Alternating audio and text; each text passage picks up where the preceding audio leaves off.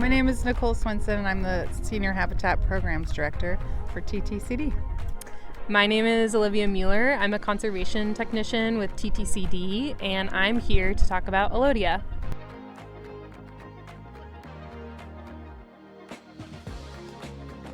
Elodea was first discovered in our district in about 2014. A group of ADF&G biologists were working on invasive pike in Alexander Lake and discovered Elodea there. We believe it got there from the infestation in Lake Hood, which is one of the very busiest seaplane airports in the world. And people launch out of there from Anchorage and go to some of the remote lakes in our district. And we believe it got stuck on a rudder or some piece of equipment and ended up out in Alexander Lake.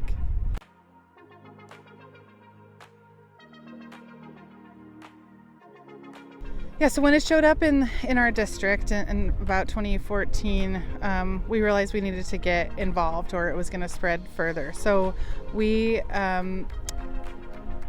helped DNR, which is the lead agency in state agency in working on eradicating and controlling Elodea in Alaska. We started to work with them and ask questions on how best can we help, because we knew we didn't have the capability of managing the problem by ourselves, and neither did DNR. So we decided to all work together like we do in an invasive species world and coordinate landowners on the lake and other experts to start fundraising and doing as many surveys as we possibly could every summer. Because what we know with every invasive species is the sooner we catch it and the sooner we respond, the less expensive and damaging it's going to be.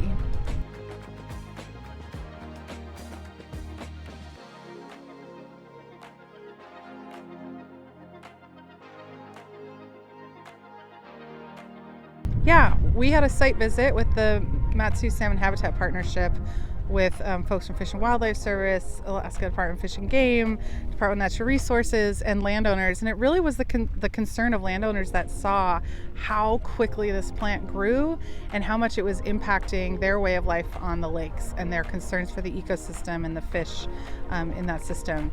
Brought everyone together, and we all asked each other, what do we need to do to address this problem? And again, it's such a large effort to eradicate a project, especially in remote lakes. We really needed to help one another. So at that meeting, standing on the shores of Alexander Lake, it was first the Alexander and Sucker Lake Elodea Task Force was born, and we led that effort and just really coordinated meetings and helped with tasks to get permitting, to do fundraising, and just support those that were going to be doing the actual eradication efforts on the ground. And then once Big Lake was discovered in 2019, I believe, that's when we expanded our reach to the Mat-Su wide. The Mat-Su Elodea Task Force has accomplished, I believe it's 5 or 6 years of treatment. This is mainly the treatment themselves is mainly led by the Department of Natural Resources, DNR, but we've all come together to help with permits, help with fundraising and communication, and develop a network of organizations and individuals that are capable of doing surveys on lakes on the road system and then off the road system.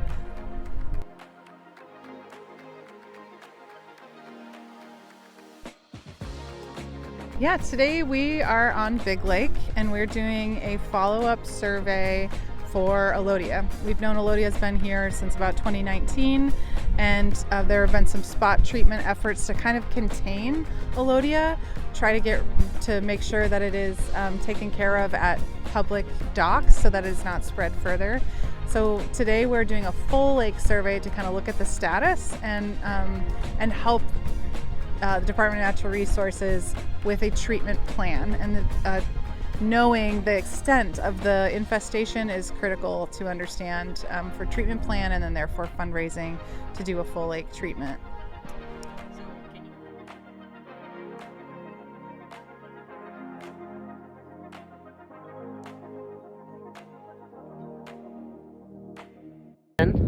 I just raked because we're doing an Elodea survey, and in this section of the lake, it's really deep, and so I can't see the bottom.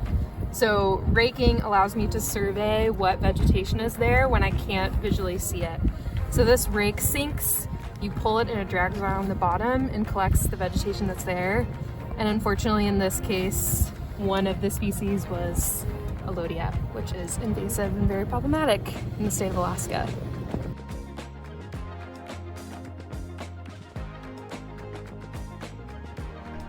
Invasive species do not respect boundaries. So if we ignore that there is Elodea in Big Lake, but there are float planes taking off from Big Lake and landing on the remote lakes in the watersheds within the Tyonek Tribal Conservation District, it will eventually show up and we won't know about it.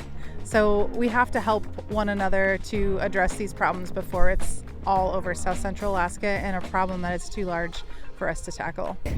Yeah, Big Lake is really concerning from an invasive species standpoint, just simply as a vector. Because so many people recreate here, either boating or with float plane, that there's huge potential that folks who are boating here could spread things other places in the state. People landing with their float planes here could pick up a piece of Elodea and bring it anywhere.